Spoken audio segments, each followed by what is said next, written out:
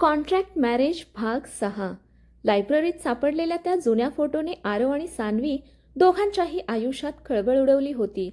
फोटोमध्ये सान्वीचे वडील आणि विक्रम काका एकत्र उभे होते आणि दोघांच्या चेहऱ्यावरचं हसू पाहून स्पष्ट दिसत होतं की ते फक्त ओळखीचे नव्हते, त्यांच्यात काहीतरी खोल संबंध होता. हे कसं शक्य आहे? सान्वीच्या हातात फोटो थरथरत होता. बाबांनी मला कधीच याबद्दल काही सांगितलं नाही. आरवही गोंधळला होता, कारण विक्रम काका नेहमीच देशमुख कुटुंबापासून वेगळे राहत होते. मग सान्वीच्या वडिलांशी त्यांचा काय संबंध असू शकतो? दुसऱ्या दिवशी सकाळी सान्वी थेट हॉस्पिटलमध्ये गेली. तिचे वडील आता खूप बरे झाले होते. ती त्यांच्या पलंगाजवळ बसली. बाबा, मला एक प्रश्न विचारायचा आहे. विचार बाळा. सान्वीने तो फोटो त्यांच्या समोर ठेवला. फोटो पाहताच त्यांच्या चेहऱ्याचा रंग उडाला. त्यांच्या डोळ्यात भीती स्पष्ट दिसत होती. हा फोटो तुला कुठे मिळाला? म्हणजे तुम्ही विक्रम काकांना ओळखता? काही क्षण खोलीत शांतता पसरली. मग त्यांनी हळूच मान हलवली. हो. सान्वी आणि आरव दोघेही स्तब्ध झाले. मग तुम्ही आम्हाला कधीच का सांगितलं नाही? सान्वीच्या वडिलांनी डोळे मिटले. जणू अनेक वर्षापासून दडवलेलं ओझं आता बाहेर येणार होतं. कारण त्या सत्यामुळे अनेक आयुष्य उद्ध्वस्त होऊ शकतात. कोणतं सत्य? आरवचा आवाज गंभीर झाला. सान्वीचे वडील काही क्षण शांत राहिले. मग म्हणाले, 20 वर्षापूर्वी देशमुख कंपनीमध्ये एक मोठा आर्थिक घोटाळा झाला होता. आरव दचकला. काय? त्यावेळी मी आणि विक्रम एकत्र काम करत होतो. मग? कंपनीचे काही महत्त्वाचे कागदपत्र गायब झाले होते. सान्वीचे वडील पुढे म्हणाले, त्या प्रकरणात एका निरपराध माणसावर आरोप ठेवण्यात आले. कोण? हे ऐकताच त्यांच्या डोळ्यात अश्रू आले. आरवचे खरे वडील. खोलीत एकदम शांतता पसरली. आरवच्या हातातून पाण्याचा ग्लास खाली पडला. काय म्हणालात? त्याचा आवाज थरथरत होता.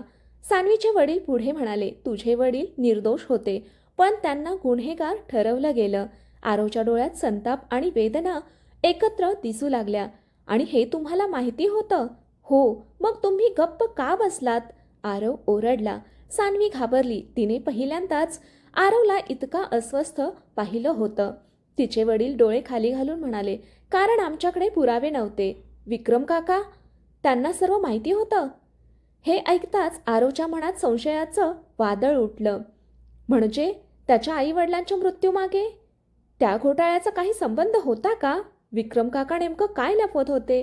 त्या रात्री देशमुख बंगल्यात परतल्यावर आरव आपल्या खोलीत एकटाच बसला होता. त्याच्या मनात हजारो प्रश्न होते.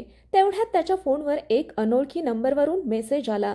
जर तुला तुझ्या आई वडिलांच्या मृत्यूचं खरं कारण जाणून घ्यायचं असेल तर उद्या रात्री 11 वाजता जुन्या देशमुख फॅक्टरीत ये.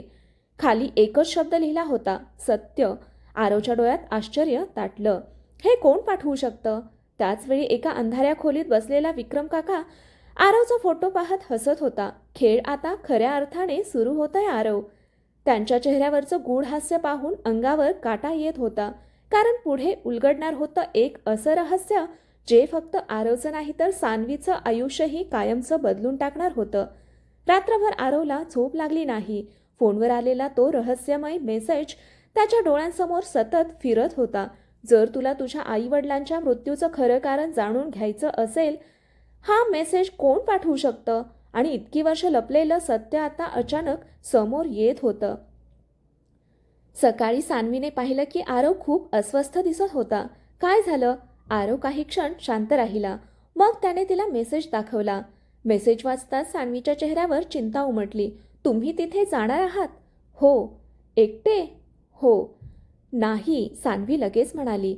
हे धोकादायक असू शकतं. आरव हलकसं हसला. माझ्या आई वडिलांबद्दल सत्य जाणून घेण्याची ही कदाचित शेवटची संधी आहे. सान्वी गप्प झाली. तिला समजत होतं की आरवला रोखणं अशक्य आहे. संपूर्ण दिवस आरव विचारात होता. ऑफिसमध्येही त्याचं लक्ष लागत नव्हतं. दुसरीकडे विक्रम काका आपल्या आलिशान फार्म हाऊसमध्ये बसले होते. त्यांच्यासमोर एक जुनी डायरी उघडी होती. त्या डायरीच्या पहिल्या पानावर एक फोटो चिकटवलेला होता. फोटोमध्ये आरवचे खरे आई वडील, सान्वीचे वडील आणि विक्रम काका एकत्र उभे होते. विक्रम काकांच्या चेहऱ्यावर विचित्र स्मित होतं. इतकी वर्ष जपलेलं रहस्य आता बाहेर येणार आहे. रात्री 10:30 वाजता आरव घरातून निघाला. सान्वीने त्याला थांबवलं. मी सुद्धा येणार. नाही, मी तुम्हाला एकटं जाऊ देणार नाही. दोघांमध्ये काही क्षण शांतता पसरली. शेवटी आरवने मान हलवली. ठीक आहे. रात्री 11 वाजता दोघे जुन्या देशमुख फॅक्टरीमध्ये पोहोचले. ती फॅक्टरी गेली अनेक वर्ष बंद होती. आजूबाजूला अंधार, तुटलेल्या भिंती, गंजलेली यंत्र आणि एक भयानक शांतता. संपूर्ण जागा एखाद्या भूताटकी चित्रपटासारखी वाटत होती. ते आत गेले. अचानक एका कोपऱ्यात प्रकाश दिसला.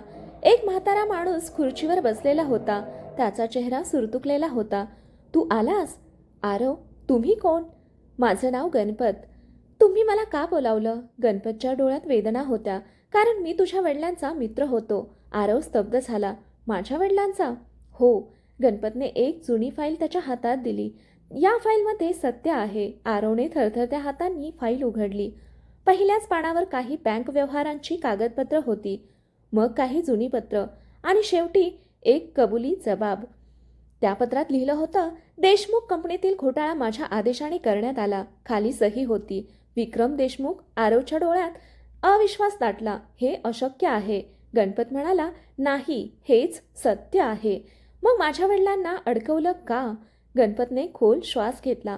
कारण ते प्रामाणिक होते. काय? त्यांनी विक्रमचा विरोध केला होता. सान्वी आणि आरव दोघेही स्तब्ध झाले. मग अपघात?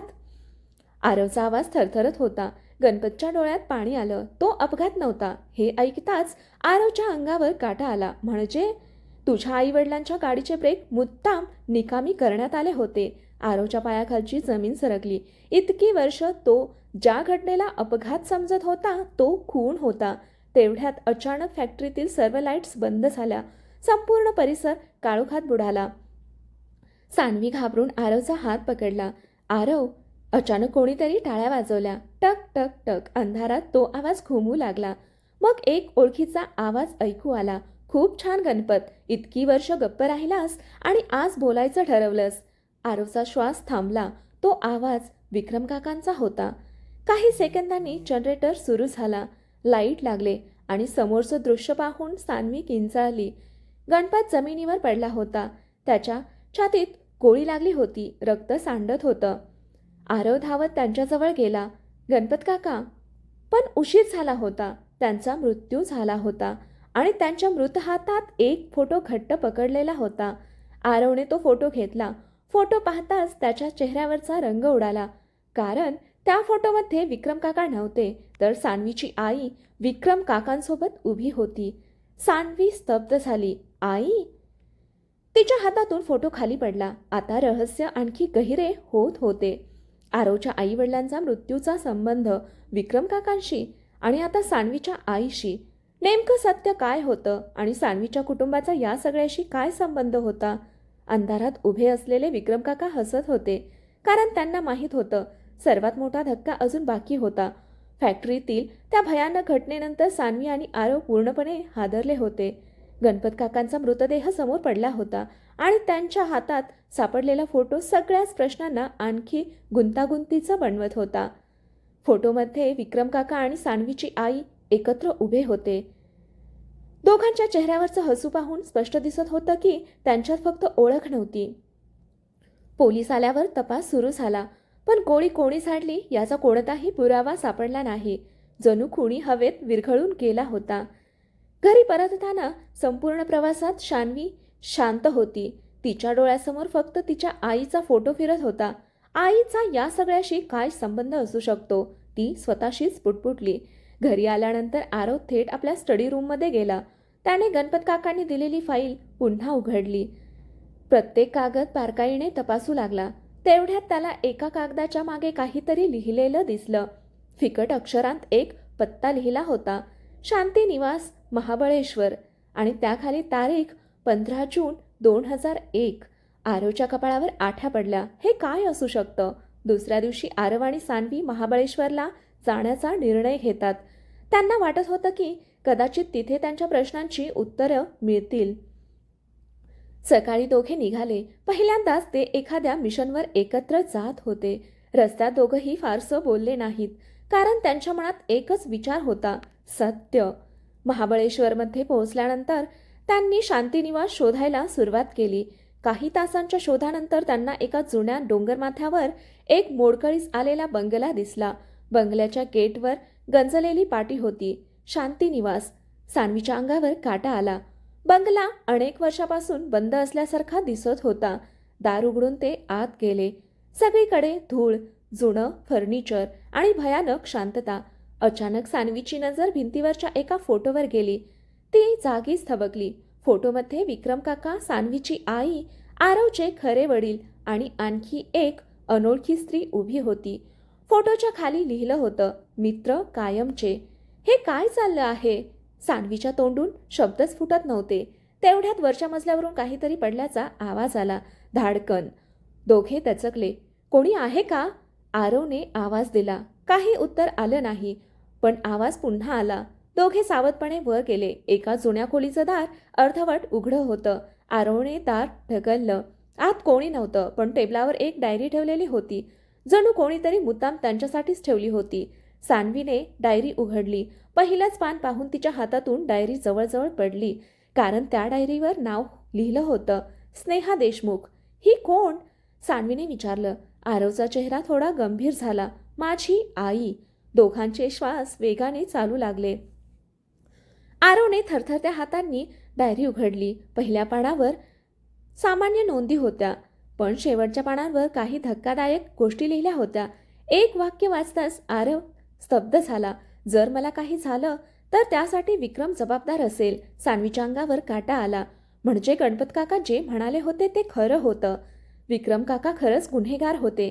तेवढ्यात डायरीतून एक जुना फोटो खाली पडला. फोटो पाहून दोघांचेही चेहरे पांढरे पडले, कारण त्या फोटोमध्ये लहानपणीचा आरव, लहानपणीची सान्वी आणि त्यांच्या दोघांच्या मध्ये उभी असलेली तीच अनोळखी स्त्री दिसत होती. हे अशक्य आहे. सान्वी ओरडली.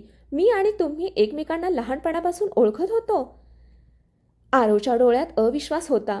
त्याला काहीच आठवत नव्हतं, पण खरी भीती तर पुढच्या क्षणी सुरू झाली, कारण डायरीच्या शेवटच्या पानावर मोठ्या अक्षरात लिहिलं होतं, आरव आणि सान्वीचं भविष्य एकमेकांशी जोडलेलं आहे.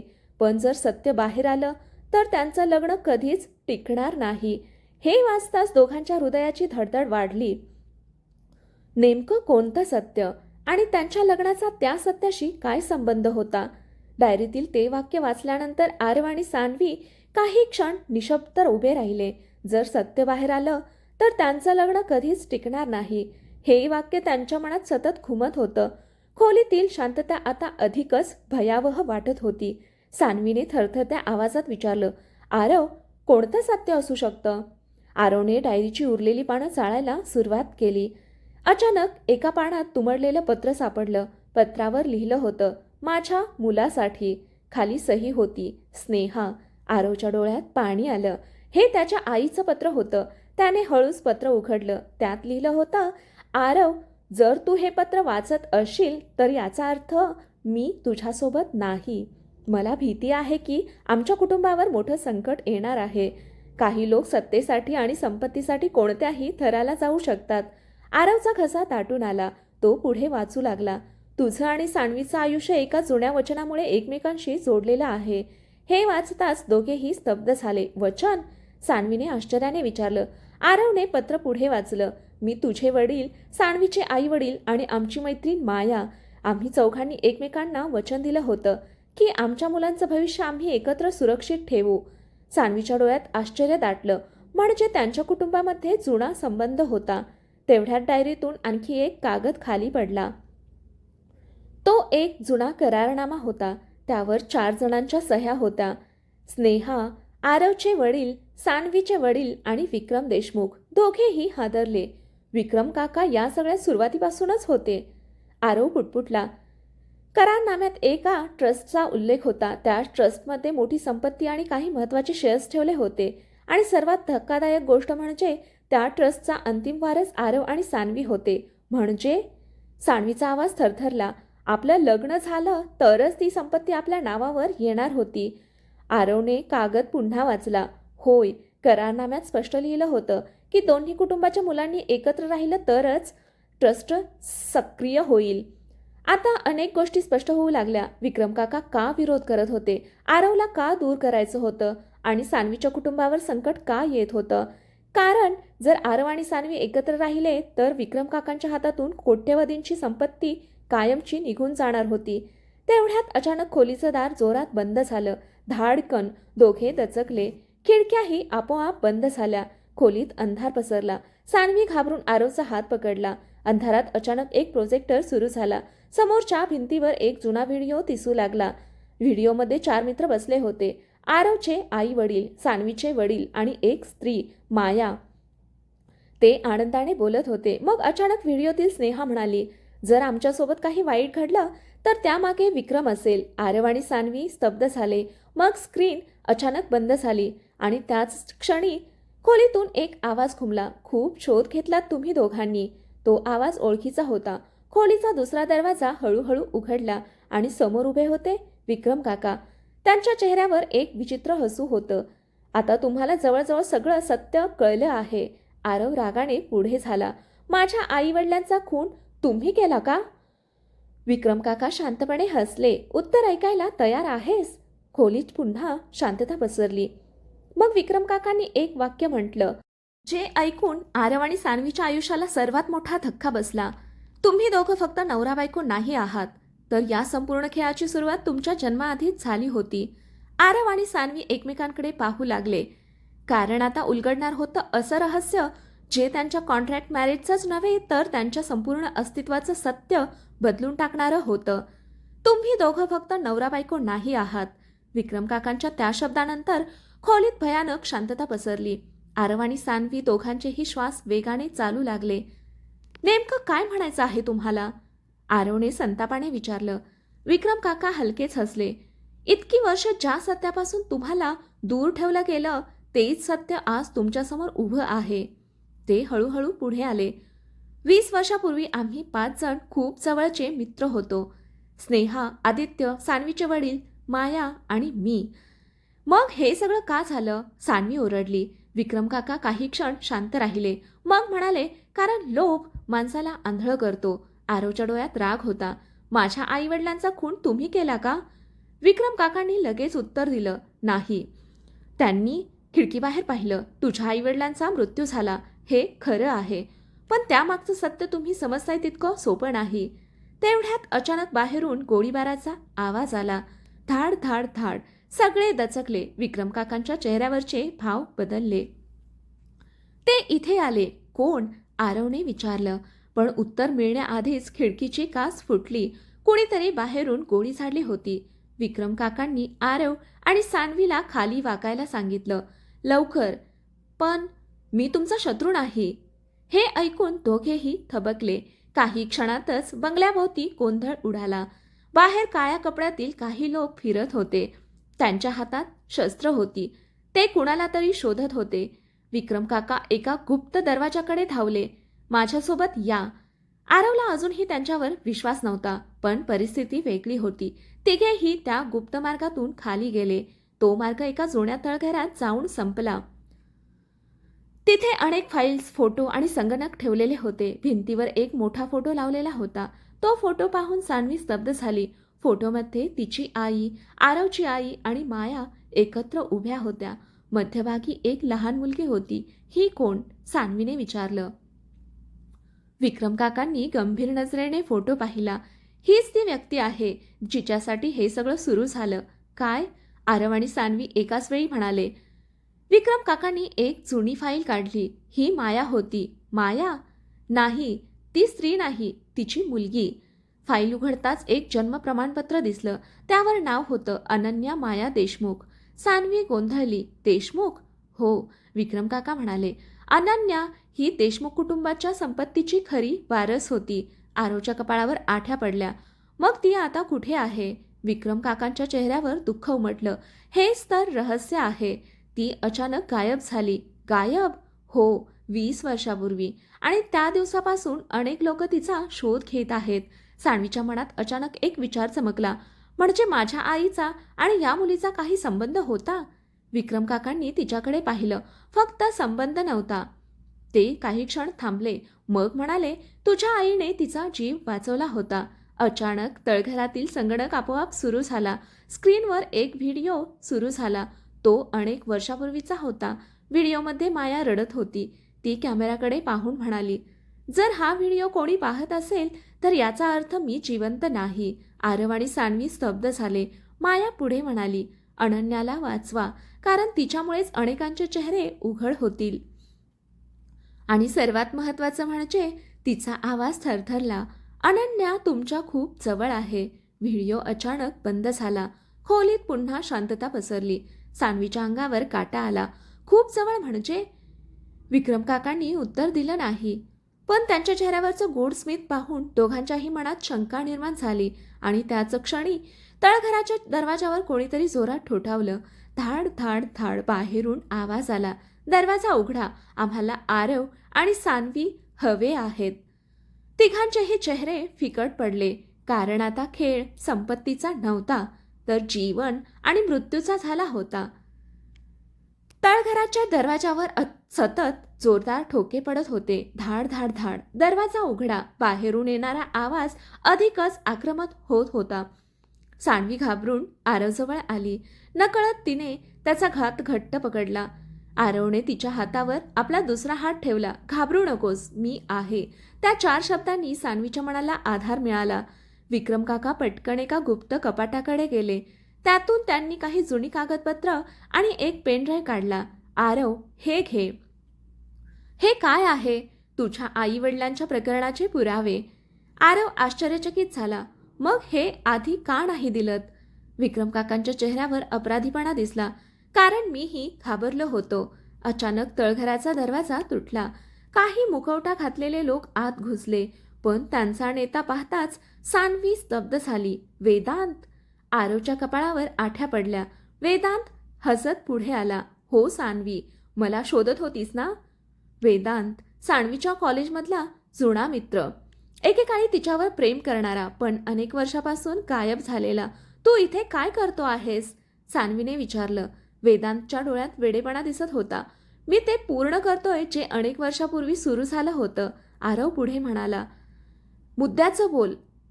वेदांत हसला. तुला वाटतंय तुझा शत्रू विक्रम आहे? नाही आरव, विक्रम तर फक्त एक प्यादा आहे. हे ऐकताच विक्रम काकाही दचकले. मग खरा खेळाडू कोण? वेदांतने टाळ्या वाजवल्या. तळघराच्या दुसऱ्या दरवाजातून एक ओळखीची व्यक्ती आत आली. ती व्यक्ती पाहून सान्वीच्या डोळ्यात अविश्वास दाटला. कियारा? कियारा? आरव संतापला. तू पुन्हा? कियारा हसली.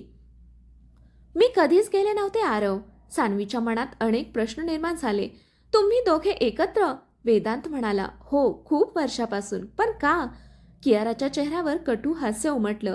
कारण मला आरव हवा होता आणि मला देशमुख साम्राज्य. वेदांत शांतपणे म्हणाला. आरवच्या लक्षात आलं की हा खेळ खूप मोठा आहे. कियाराला फक्त प्रेम नव्हतं हवं, तर सत्ता आणि संपत्तीही हवी होती. तेवढ्यात सान्वीने एक गोष्ट पाहिली. कियारा सतत वेदांतकडे पाहत होती आणि वेदांत तिच्याकडे. जणू त्यांच्यात काहीतरी वेगळंच नातं होतं. तुम्ही दोघे नेमके कोण आहात? सान्वीने विचारलं. वेदांत काही क्षण शांत राहिला. मग म्हणाला, आम्ही दोघं एकाच उद्देशासाठी काम करतोय, देशमुख कुटुंब संपवण्यासाठी. हे ऐकून आरवचा राग अनावर झाला. पण त्याच वेळी सान्वी त्याच्या समोर उभी राहिली. आरव, शांत रहा. तिच्या आवाजात विश्वास होता. ती त्याला इतरांपेक्षा जास्त ओळखू लागली होती. आरव तिच्याकडे पाहून शांत झाला. हे पाहून कियारा जळफळली. पाहिलंच वेदांत, आरव आता तिचं ऐकतो. पूर्वी तो फक्त माझं ऐकायचा. तिच्या आवाजात मत्सर स्पष्ट होता. वेदांत हसला. म्हणूनच तर त्यांना वेगळं करायचं आहे. पण पुढच्याच क्षणी आरवने सान्वीचा हात हातात घेतला. सर्वांसमोर. आता कुणीही आम्हाला वेगळं करू शकत नाही. सान्वीच्या गालावर लाजरे हास्य उमटलं. ती काही बोलली नाही, पण तिच्या डोळ्यात प्रेम स्पष्ट दिसत होतं. हे दृश्य पाहून कियाराचा संयम तुटला. बस, ती ओरडली. हे प्रेम नाही. आरव शांतपणे म्हणाला. हेच खरं प्रेम आहे कियारा. विश्वास, आदर आणि साथ, जे तू कधीच समजू शकली नाहीस. कियाराच्या डोळ्यात अश्रू आले, पण त्याच वेळी तिच्या चेहऱ्यावर धोकादायक हास्य उमटलं. ठीक आहे, मग आता मी तुम्हाला असं सत्य दाखवते ज्यामुळे तुमचं हे प्रेम एका क्षणात तुटेल.